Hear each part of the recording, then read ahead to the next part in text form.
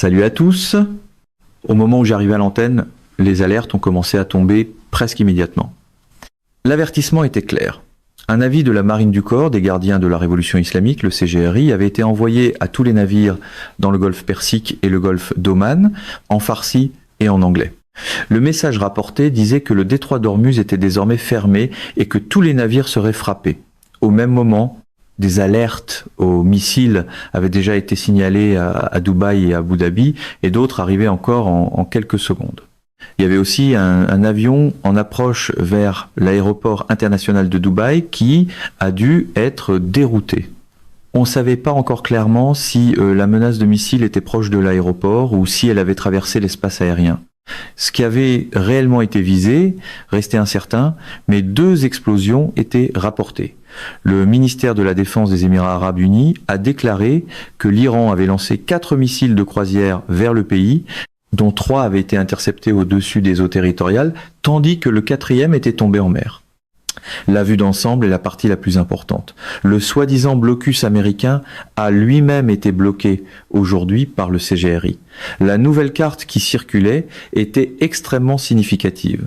Les ports des Émirats Arabes Unis sont désormais bloqués par la marine du CGRI.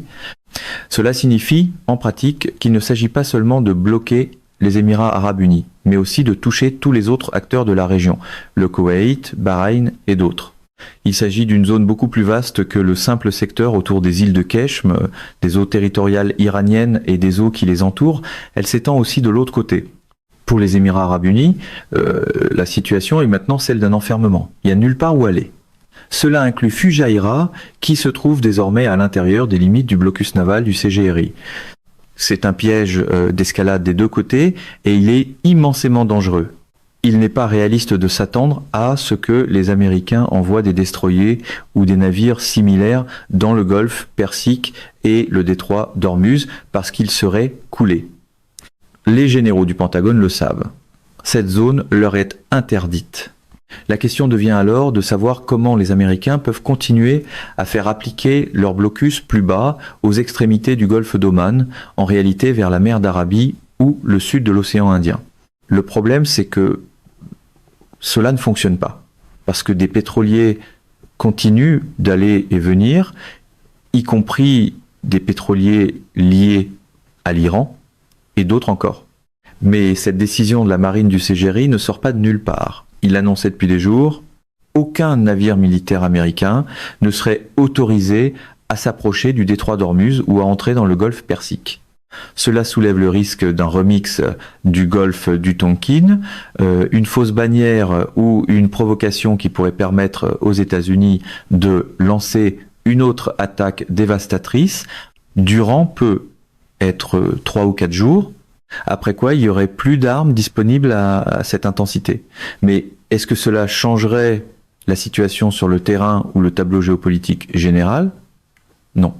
L'Iran ne pliera pas, point final. C'est devenu une bataille de volonté. Quand on regarde le gouvernement et l'appareil de pouvoir plus large à Téhéran, et quand on examine attentivement ce que disent les personnes proches des cercles de décision, il devient évident que l'Iran agit avec une vision très claire de l'escalade.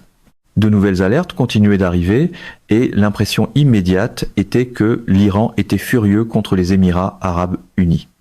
La raison est simple. À toute fin pratique, les Émirats Arabes Unis sont en guerre contre l'Iran. Ils sont directement en guerre. Il n'y a aucun moyen de contourner cela. L'Iran s'est montré mesuré jusqu'ici dans sa manière de décider comment répondre parce qu'il possède des preuves de ce qui a été lancé à partir de bases situées aux Émirats Arabes Unis ou avec une contribution directe des Émirats impliquant certains appareils. L'Iran possède ces données en détail. Jusqu'à maintenant, il n'avait pas encore pleinement répondu. Le blocus de facto des ports des Émirats Arabes Unis par la marine du CGRI est donc la première étape. D'autres actions risquent de suivre. Nous sommes maintenant au cœur du pire piège d'escalade possible des 2 côtés. La position de la marine du CGRI est claire. Toute la zone autour du golfe Persique, du détroit d'Ormuz, au nord comme au sud, est désormais bloquée pour les navires hostiles et pour les bâtiments militaires américains. La question est de savoir comment les États-Unis vont répondre. Toute réponse directe risque de rendre un échange de tirs inévitable. Personne ne devrait vouloir cela, à part les suspects habituels. C'est très inquiétant, parce que la manière dont cette situation évolue montre la mort de la diplomatie. L'Iran a essayé de maintenir au moins un semblant de diplomatie. Il a envoyé des propositions dont le nombre a changé, 5 points, puis 10 points, puis retour à 3, maintenant 14. Mais le message de base reste le même. Et toute personne qui suit ce dossier en Asie de l'Ouest en comprend la structure. Les 3 principaux points, dans l'ordre, sont clairs. Premièrement, mettre fin à la guerre, et pas seulement à la guerre contre l'Iran, mais à la guerre contre l'axe de la résistance dans son ensemble. Deuxièmement, discuter du détroit d'Ormuz. En réalité, l'Iran en discute déjà avec Oman. L'arrangement probable impliquerait 2 postes de péage, un en Iran et un à Oman. Ce ne sont pas des eaux internationales, ce sont des eaux territoriales de l'Iran et d'Oman. Troisièmement, discuter du dossier nucléaire, qui n'est pas la priorité de l'Iran, c'est la priorité de Trump, c'est une toute autre affaire. Il a déchiré l'accord original du JCPOA, et même si un nouvel accord nucléaire apparaît, ce serait probablement une sorte de JCPOA 2, ou un JCPOA dilué, très semblable à l'accord précédent qu'il a détruit. C'est complètement irrationnel, comme passer 20 ans à essayer de remplacer les talibans par les talibans. Dans ce cas-ci, le plan serait de remplacer le JCPOA par un autre JCPOA. Dans la version trumpienne de l'art de conclure des accords, briser l'ancien accord et en revendre plus tard une version recyclée est apparemment censé compter comme du génie stratégique. Puis une autre attaque de missiles a été rapportée, elle semblait venir de l'Iran contre les Émirats arabes unis, une autre en l'espace d'environ 15 à 17 minutes. Cela pourrait être le début de la réponse de l'Iran au fait que les Émirats arabes unis sont de facto alignés avec les États-Unis contre lui. Des informations indiquaient qu'un missile iranien avait frappé un cargo à 36 000 nautiques au nord de Dubaï, approximativement au large de la côte d'Ajman, où des explosions ont été entendues. Cet emplacement se trouve à l'intérieur du périmètre du nouveau blocus. L'Iran a peu être interprété le mouvement de ce navire comme une tentative de se diriger vers le golfe d'Oman sans s'enregistrer auprès de la marine du CGRI. Le CGRI avait déjà répété que les navires ne pouvaient pas faire cela. Les pétroliers internationaux respectaient les nouvelles conditions. Si un ou 2 navires ne les respectaient pas, l'Iran y verrait une provocation. C'est extrêmement dangereux. Les 3 principaux points restent le cadre central. La fin de toutes les guerres, la discussion sur Ormuz et seulement ensuite la discussion sur le dossier nucléaire. Le dossier nucléaire n'est pas une priorité pour l'Iran, c'est une priorité pour Trump. Il a détruit le JCPOA original et maintenant l'issue possible serait une autre version du même cadre. Toute la situation est insensée. La réponse de l'Iran à l'opération Freedom de Trump semble construite autour de la guerre asymétrique. Au lieu de frapper directement des navires de guerre américains, parce que cela fournirait une justification aux États-Unis pour attaquer l'Iran, l'Iran a envoyé des tirs d'avertissement, puis a redirigé sa pression vers le Golfe. Il exerce une pression indirecte sur les intérêts américains. C'est de la guerre asymétrique. Washington ne semble toujours pas comprendre les principes de la guerre asymétrique. Depuis le Vietnam, il n'a rien appris. L'Iran ne tombera pas dans un piège de type Golfe du Tonkin II. S'il frappe de plein fouet un destroyer américain, cela devient le casus belli. L'Iran ne fera pas cela. À la place, des drones iraniens ont touché la zone industrielle pétrolière de Fujairah, que l'Iran avait déjà désignée comme faisant partie de son périmètre de réponse. Son nouveau blocus inclut Fujairah, avec une ligne qui s'étend au sud de la ville. Le blocus est une réponse directe au soi-disant blocus humanitaire de Trump. Cette formule n'est qu'une appropriation de vocabulaire. Il n'y a rien d'humanitaire là, dedans. C'est un piège et l'Iran n'y est pas tombé. Au contraire, l'Iran a piégé le Golfe et piégé le principal acteur arabe israélien, les Émirats arabes unis. On pourrait même les appeler les Émirats arabes unitionnistes, même s'il est important de noter que tous les Émirats ne sont pas impliqués de la même manière. Sharjah, par exemple, n'a rien à voir avec cela. Le véritable centre de gravité, ce sont Abu Dhabi et Dubaï. Les 5 autres Émirats ne jouent pas ce jeu. Le mot humanitaire ici fait tellement de travail forcé qu'il aurait presque besoin de son propre corridor logistique. MBZ est un personnage diplomatique très rusé et il a fait son pari. Il semble croire que quitter l'OPEP et l'OPEP+, puis s'aligner profondément sur l'axe États-Unis-Israël le protégera, ce ne sera pas le cas. Ce pari a été fait il y a des années avec les accords d'Abraham, les énormes promesses d'investissement dans l'économie américaine, la construction de centres de données dans les Émirats et tout le reste. C'était le pari de MBZ et il est très différent du pari de MBS. De nouvelles alarmes ont été signalées à Dubaï et à Abu Dhabi. Cela pourrait continuer pendant un bon moment. C'est un avertissement non seulement à Abu Dhabi mais aussi aux États-Unis. Le message est que s'ils veulent jouer dans le golfe Persique, l'Iran est prêt à imposer des coups. L'Iran est maintenant dans un état d'esprit très différent de celui d'avant la guerre. Faute d'une meilleure formule, l'Iran n'encaisse plus passivement. Il répond. Trump a décidé de tester l'ouverture du détroit d'Ormuz et l'Iran a clairement affiché sa position. Mais il l'a fait stratégiquement. Il frappe l'acteur du Golfe qu'il considère comme le plus aligné sur les États-Unis, la cible la plus facile par laquelle il peut avoir un impact sur l'économie mondiale et les intérêts américains. Les Émirats arabes unis, maintenant la balle est dans le camp de Trump. Comme les Émirats arabes unis sont techniquement en guerre contre l'Iran, il n'y a plus de retenue entre eux. Le problème pour tout le monde, c'est que le piège de l'escalade est de retour et qu'il empire littéralement de minute en minute.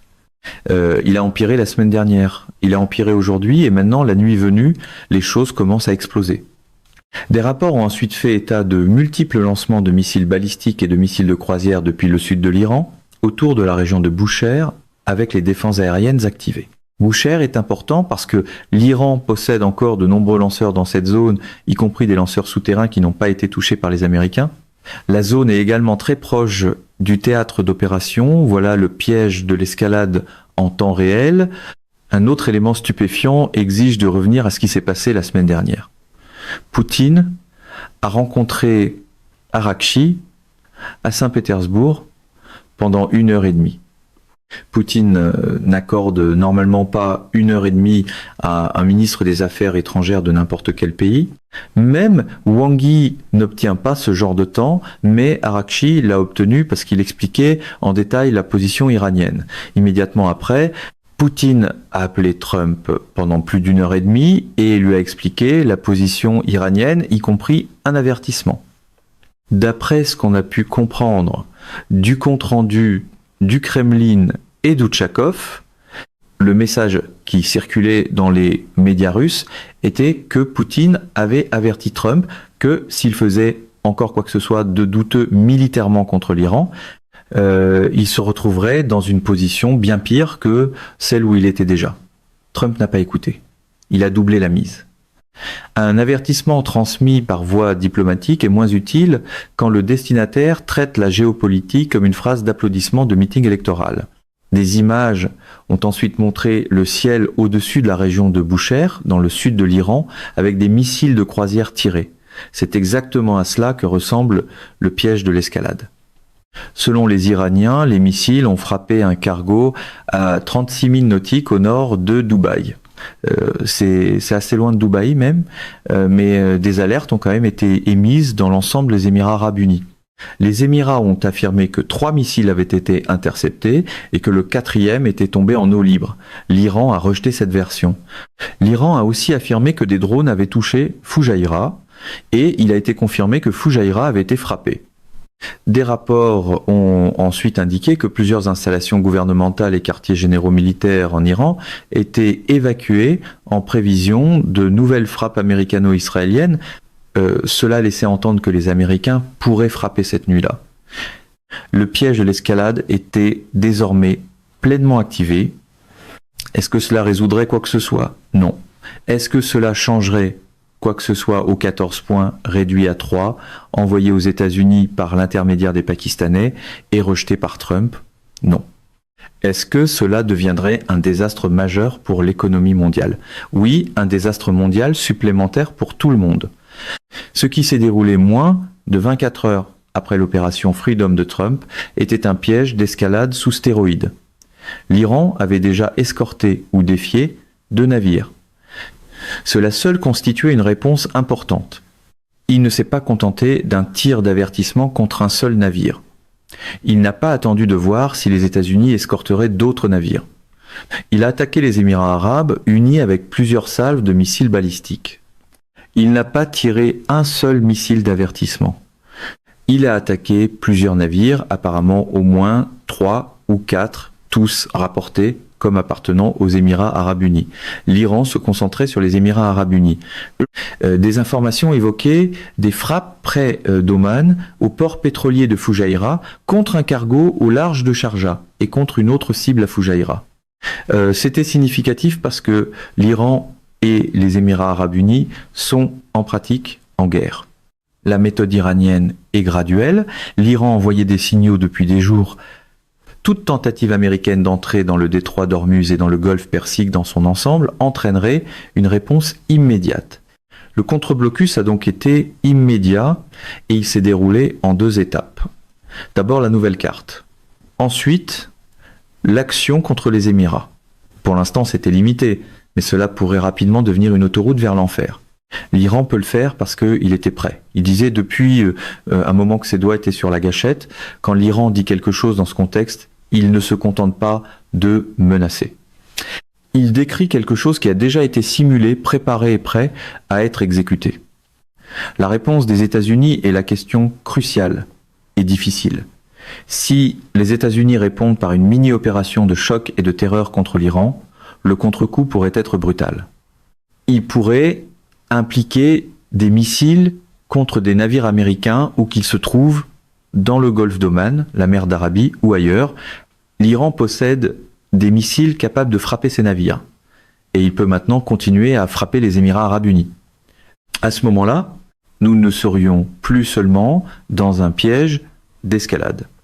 Nous serions dans une escalade dure, continue, sans arrêt. Qui voudrait cela? Seulement les suspects habituels. La question politique est de savoir pourquoi un président déjà immensément impopulaire et probablement destiné à devenir un canard boiteux doublerait la mise. Les Américains sont en colère contre cette guerre et ils le voient dans leur portefeuille. Pourquoi doubler la mise et attendre un résultat en 2 ou 3 jours? Pourquoi imaginer qu'ils pourraient aller voir Xi Jinping à Pékin et lui dire « Regardez, je suis en train de gagner en Iran », les Chinois le riraient hors de la table. Ils le font probablement déjà. Le slogan se place, peut être très bien sur un podium, mais le marché du pétrole, lui, lit généralement les petits caractères.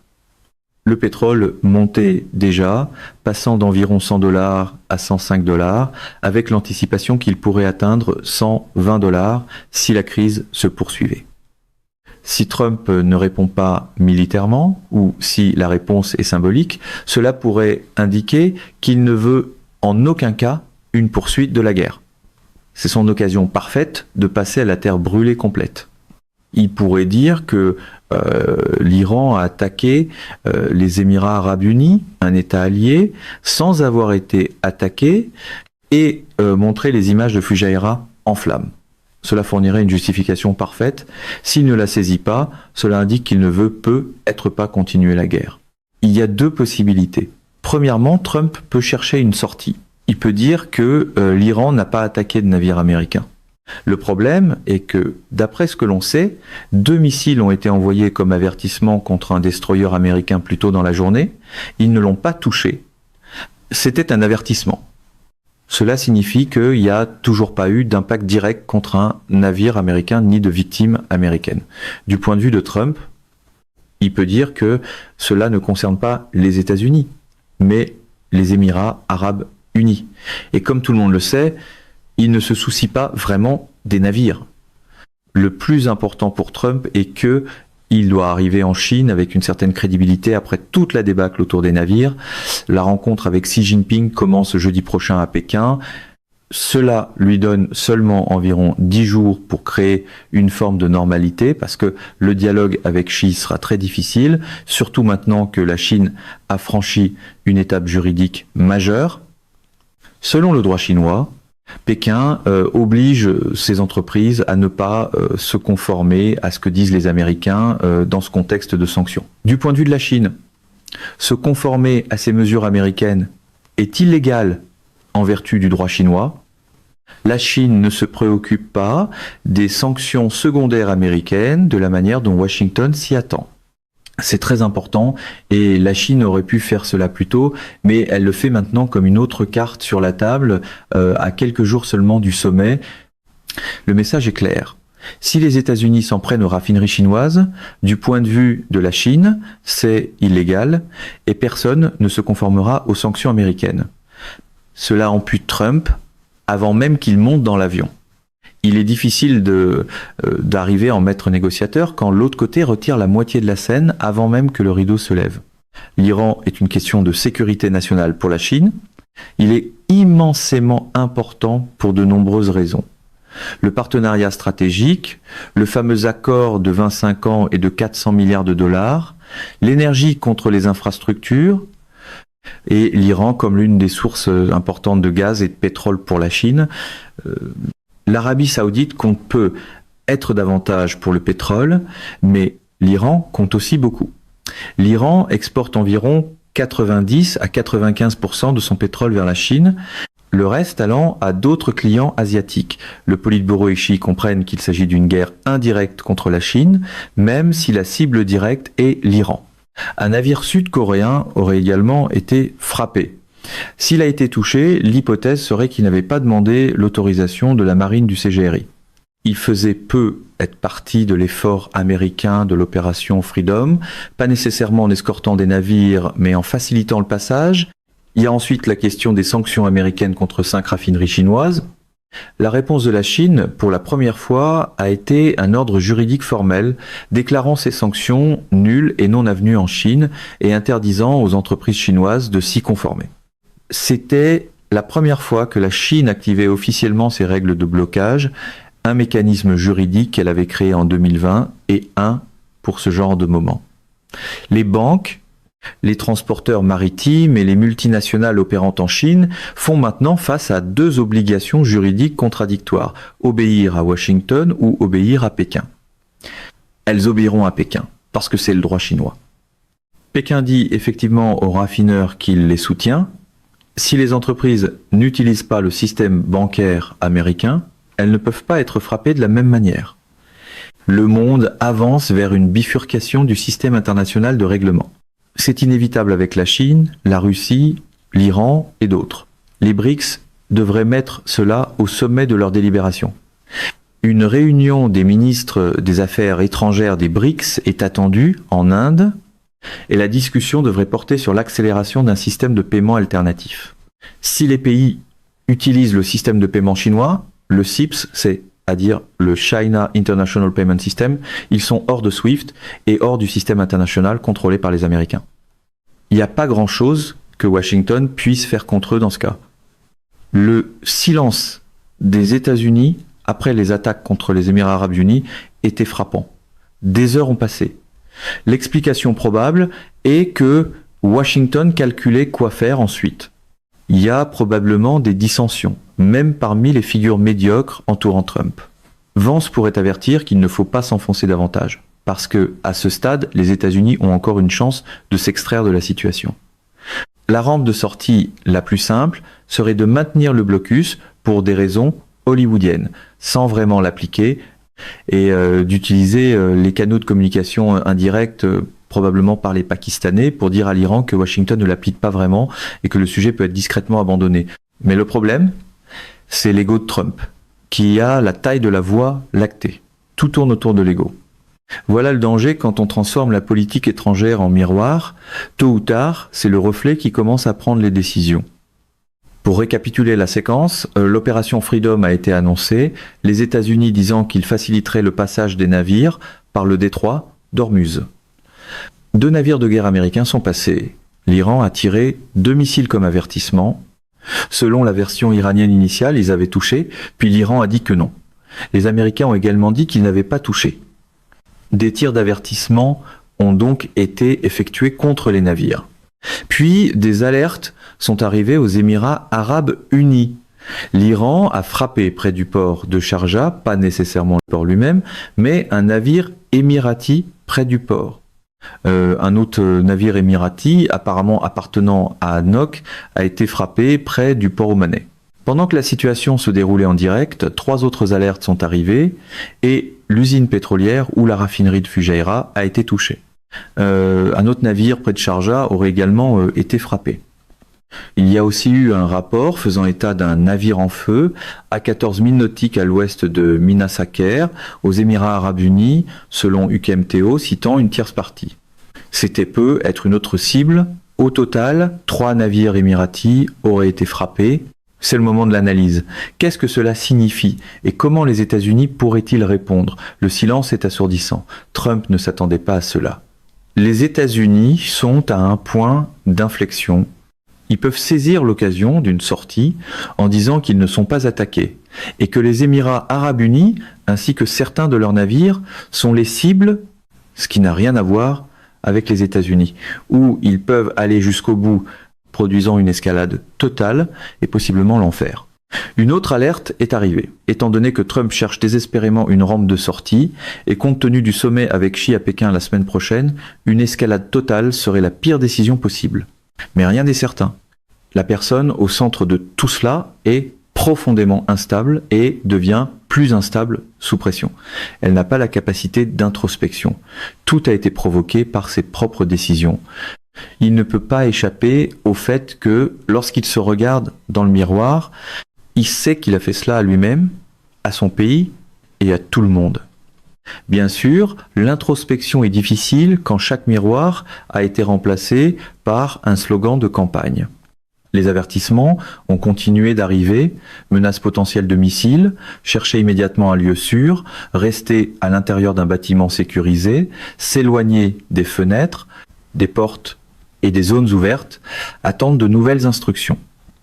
Les Émirats Arabes Unis étaient devenus beaucoup plus actifs dans les missions d'avertissement, même si les attaques ne visaient pas la ville elle-même. Elles visaient des ports et des navires. Il s'agissait de cibles très différentes de ce qui avait été observé pendant la guerre, mais les avertissements continuaient malgré tout. Fujairah est une cible stratégique pour l'Iran, une cible très importante.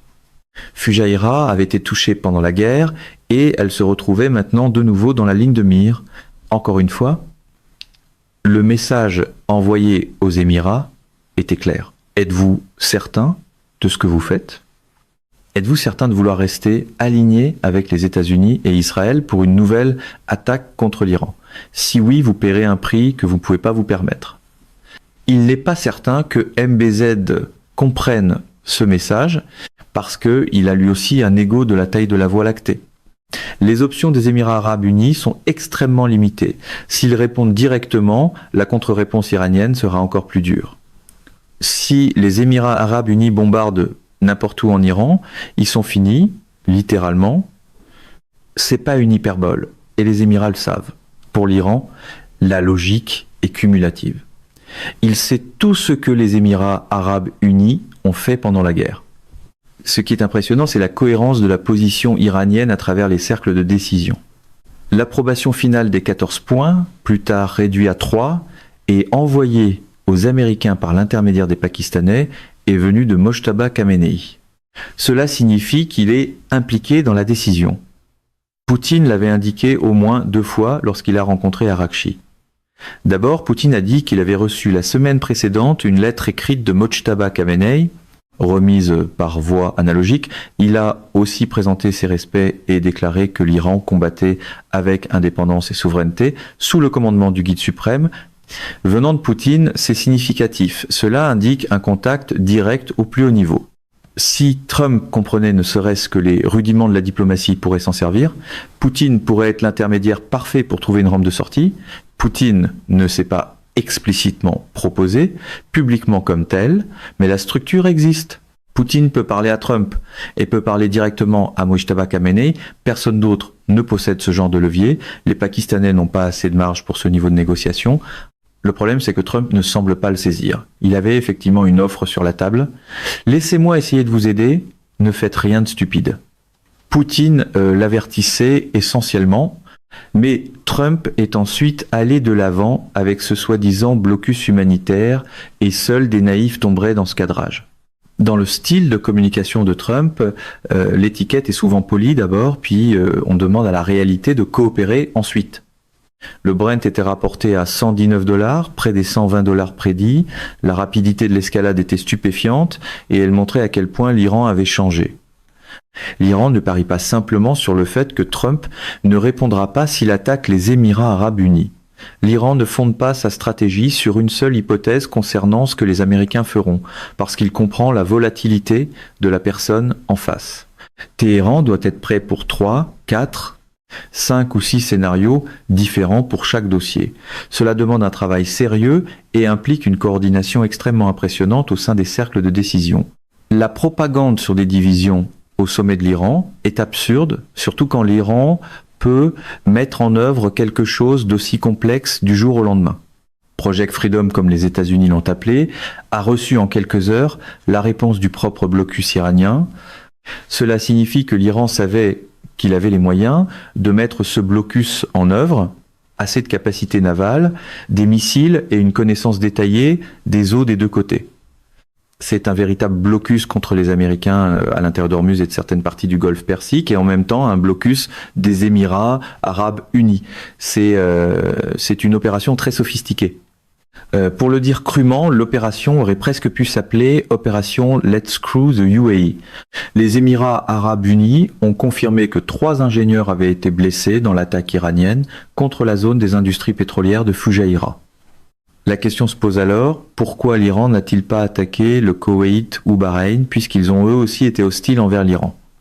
Une raison possible est qu'il y avait des informations selon lesquelles les États-Unis envisageaient d'utiliser leur base aux Émirats arabes unis pour Project Freedom.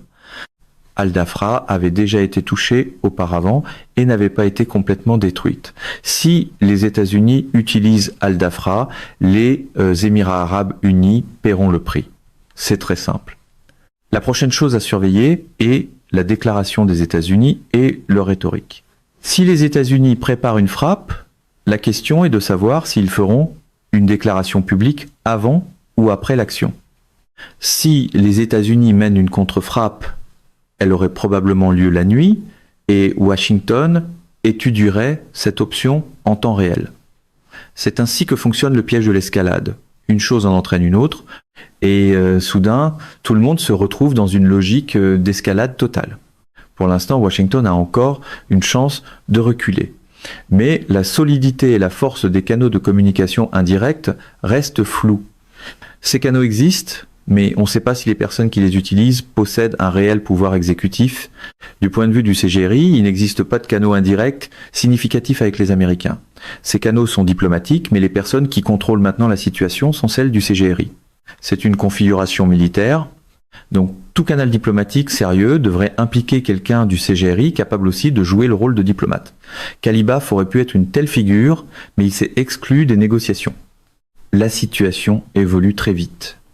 Le chef de l'équipe de négociation est Araqchi, qui est essentiellement un réformiste et veut une forme d'accord. Le CGRI ne veut pas d'un accord de la même manière. Son point de vue est que l'autre camp pliera devant la volonté de l'Iran parce que le CGRI considère sa position comme quelque chose de conquis sur le champ de bataille. Traiter avec un diplomate chevronné qui sourit et connaît tous les protocoles est une chose.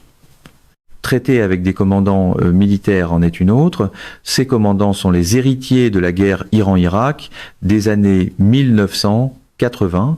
Beaucoup d'entre eux étaient dans les tranchées. Ils ont une véritable expérience de la guerre. Ils savent ce qu'est la guerre.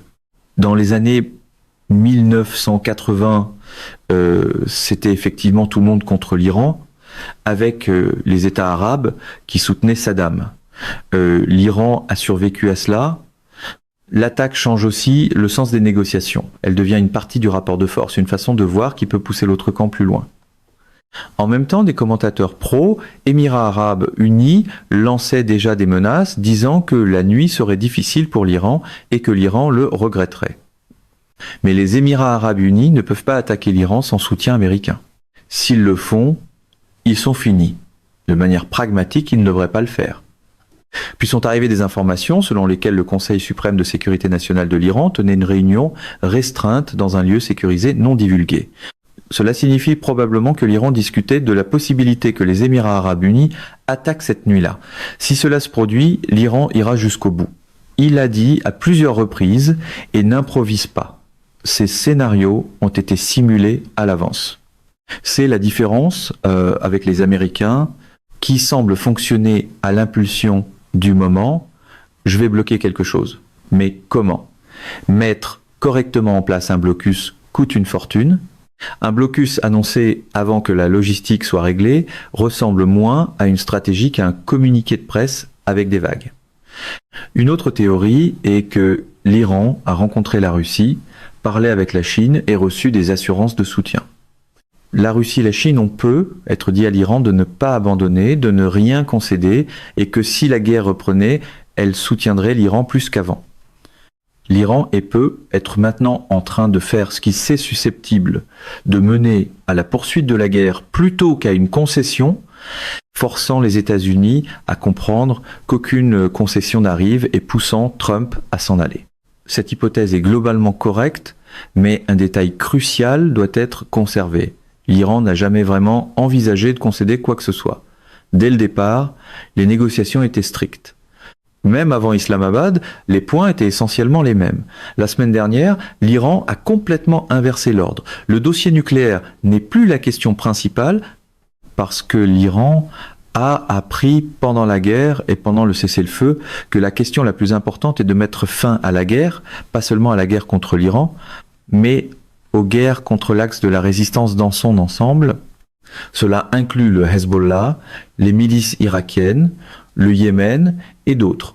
Le détroit d'Ormuz peut être discuté. L'Iran en discute déjà avec Oman et peut en discuter avec d'autres. Le dossier nucléaire est maintenant troisième, près de la fin de la liste, et pour l'Iran, c'est un détail.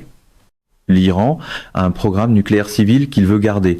Si la question est de savoir où l'uranium enrichi sera stocké, cela peut être discuté. Mais c'est tout. L'Iran ne dévie pas de ses principes de base ni de sa stratégie fondamentale. Ce qu'il envoie aux Américains par l'intermédiaire des Pakistanais depuis 2 ou 3 semaines est cohérent. Il n'improvise pas et n'invente pas soudainement une nouvelle position. Voilà comment fonctionne une véritable négociation diplomatique. Pendant les négociations du JCPOA en 2015, il y avait une vraie diplomatie.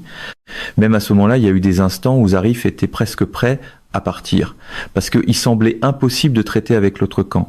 Il y a eu des fractures au milieu des négociations, mais il y avait encore des négociations diplomatiques, et Lavrov a joué un rôle important en comblant l'écart entre Kerry et Zarif. C'était de la vraie diplomatie. Maintenant, par contraste, il y a presque rien. Les États-Unis ont envoyé ce qui ressemble essentiellement à 2 promoteurs immobiliers comme diplomates, des gens qui ne connaissent pas les dossiers techniques, qui sont extrêmement complexes. Les États-Unis sont devenus hostiles à la diplomatie. Comment un résultat diplomatique peut-il sortir de négociations si, dans l'esprit de Trump, négocier signifie « faites ce que je vous dis ou je vous bombarde ». C'est sa notion de la diplomatie. Les Russes le savent et ont appris à dribbler autour de cela. Les Chinois le savent et réagissent sur le champ. Les Iraniens le savent aussi. Leur approche consiste à essayer la diplomatie, mais si cela ne fonctionne pas, ils s'en moquent parce qu'ils ont simulé les scénarios militaires. En regardant ce que l'Iran a accompli dans les 50 premiers jours de la guerre, parier contre lui est un très mauvais pari. Ce n'est pas de la diplomatie, c'est un ultimatum de promoteur immobilier avec une épinglette de drapeau. La guerre elle-même a été terrible. Entre les stocks de munitions et la destruction des bases américaines, l'ampleur est énorme. CNN a ensuite rapporté des éléments que de nombreuses sources en Iran avaient déjà mentionnés, mais sans images. Ces sources disaient que les bases avaient été détruites, même si elles ne pouvaient pas en montrer la preuve à ce moment-là. Il a fallu CNN pour confirmer ce que beaucoup savaient déjà dans la région. Mais le prix payé par l'Iran a été horrible. La dévastation à travers l'Iran a été sévère. Il faudra des années et des investissements majeurs pour reconstruire. Pourtant, c'est la logique de la résistance.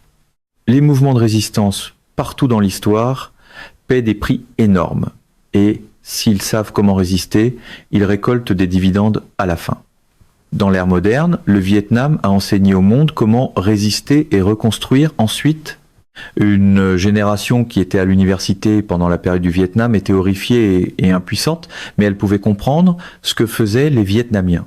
C'est pourquoi le Vietnam est devenu si largement admiré par les jeunes dans les universités du monde entier. Ils comprenaient la logique de la résistance. Les Iraniens font quelque chose de semblable maintenant. Cela explique pourquoi les jeunes du Sud global soutiennent instinctivement l'Iran. Il ne s'agit pas nécessairement d'être d'accord avec le gouvernement iranien. À ce niveau, ce n'est pas idéologique. Il s'agit de souveraineté et d'organisation de la résistance face à une puissance immensément destructrice. Cela sera étudié dans les livres d'histoire pendant longtemps. Puis est venue la déclaration du vice-président iranien, Eshaq Jahangiry, l'Iran ne cherche pas la guerre, mais il répondra fermement si la guerre lui est imposée. La frappe contre les Émirats arabes unis semble être à la fois personnelle contre les Émirats, une guerre asymétrique contre les États-Unis et une réponse au blocus. C'est un mélange de tout cela. Mais l'accent est maintenant mis sur un message aux Émirats arabes unis. Réfléchissez bien à vos prochaines étapes. La question d'une réponse américaine est cruciale. S'agirait-il d'une frappe de décapitation? Viserait-elle les lanceurs de missiles? Quelle serait son ampleur compte tenu de l'épuisement des munitions américaines? Serait-elle symbolique parce que Washington ne veut pas voir l'Iran enlever les gants? Une source émiratie a déclaré à CNN que les Émirats arabes unis s'attendaient à une attaque américano-israélienne contre l'Iran dans les 24 heures. C'était totalement prévisible. Encore une fois, les États-Unis ont deux options. Une frappe symbolique contre l'Iran, annoncée à l'avance par des canaux indirects, pourrait servir de rampe de sortie. Mais si Washington va jusqu'au bout, il entre dans les scénarios d'autoroute vers l'enfer que les chefs d'état-major interarmés et le CENTCOM ont présenté à Trump la semaine précédente. Ces scénarios incluaient la décapitation, une mini-opération de choc et de terreur, des attaques contre les infrastructures civiles, les centrales électriques et plus encore. Si les États-Unis font cela, alors nous sommes dans la guerre totale. L'Iran répondrait par une guerre totale contre les États-Unis. Cela inclut la possibilité de couler un porte-avions comme trophée à montrer au monde pour dire qu'il peut le faire. Ce serait l'humiliation finale. Trump veut-il cela? Apparemment non. Des sources à Washington suggèrent qu'il est terrifié par tout ce qui mènerait à de nombreux sacs mortuaires revenant aux États-Unis. La question de savoir si les États-Unis tenteraient de tuer Mojtaba Khamenei se pose également. Mais ils ne savent pas où il se trouve. Khamenei était plus facile à localiser, Mojtaba est fortement protégé. Toutes les communications sont analogiques. Personne ne sait où il se trouve, ce qui le rend presque impossible à trouver. Washington doit tout de même faire quelque chose. Étant donné l'ampleur des attaques et la proximité des Émirats arabes unis avec les États-Unis et Israël, une réponse militaire est attendue. Le résultat probable serait une autre opération typique de retouche narrative, avec une touche hollywoodienne, beaucoup d'effets spéciaux, mais peut être rien de vraiment dangereux pour l'Iran. Si c'est le cas, les États-Unis devraient d'abord prévenir l'Iran par les canaux indirects. Cela pourrait être une rampe de sortie pour Washington. Les États-Unis pourraient la présenter en disant qu'il n'y a pas eu d'attaque contre eux-mêmes, seulement contre les Émirats arabes unis, et qu'ils devaient répondre. Quand la politique devient du théâtre, les feux d'artifice arrivent avant la sortie de secours. Le véritable piège derrière Project Freedom était de pousser l'Iran à frapper un ou deux destroyers avec des missiles, produisant un casus belli parfait, mais l'Iran n'est pas tombé dans ce piège. C'est pourquoi il a frappé les Émirats arabes unis à la place. C'est une meilleure cible pour l'Iran et cela remplit une partie de sa liste de cibles. La probabilité d'un retour à une guerre totale est difficile à évaluer. L'espoir est que cela n'arrive pas, mais la situation ne semble pas bonne. De nombreux analystes, surtout américains, croient que la guerre reprendra. Il reste impossible de l'affirmer avec certitude, parce que la clé est de savoir comment tout cela se joue dans la psyché de Trump. Il a besoin de quelque chose de tangible lorsqu'il s'assiera avec Xi la semaine prochaine. Il ne peut pas arriver au milieu d'une guerre sans issue. Même quelqu'un qui ne pense pas stratégiquement doit réfléchir à ses répercussions. Des informations sur de nouveaux lancements de missiles depuis l'Iran continuaient d'arriver. Les attaques ne s'arrêtaient pas. Les Émirats arabes unis restaient la cible. Israël a déclaré surveiller de près les développements dans le Golfe. L'absurdité de discuter de tout cela depuis une île de la mer d'Andaman, dans un monde complètement différent, ne faisait que souligner le caractère surréaliste de la situation. D'autres rapports de missiles balistiques lancés depuis le sud de l'Iran ont suivi. Le fait que l'Iran ne s'arrêtait pas était significatif. Un analyste iranien a déclaré que si Trump souhaitait relancer la guerre, l'Iran n'attendrait pas qu'il en prenne l'initiative cette fois. Cela montre que l'Iran devient plus préventif. Cela avait déjà été dit ces derniers jours par le CGRI, par des responsables politiques et par des députés. Il existe un consensus. Si l'Iran entend que les Américains relancent la guerre, il n'attendra pas. Cette mini-offensive contre les Émirats arabes unis fait partie de cette logique. Un responsable iranien a déclaré à Erib que Téhéran n'avait initialement pas prévu d'attaquer les Émirats arabes unis. Cela suggère que l'attaque est apparue comme une réponse à l'opération Freedom. C'était la première réaction de l'Iran à l'opération humanitaire peu importe. D'abord, l'Iran a publié une carte montrant que tout était désormais bloqué, pas seulement Hormuz et Keshm, mais tous les ports des Émirats arabes unis. C'était la première étape de la réponse. La deuxième étape, ce sont les missiles. La raison pour laquelle l'Iran ne s'est pas contenté de tirer un seul missile et a plutôt mené une action plus étendue n'est toujours pas entièrement claire.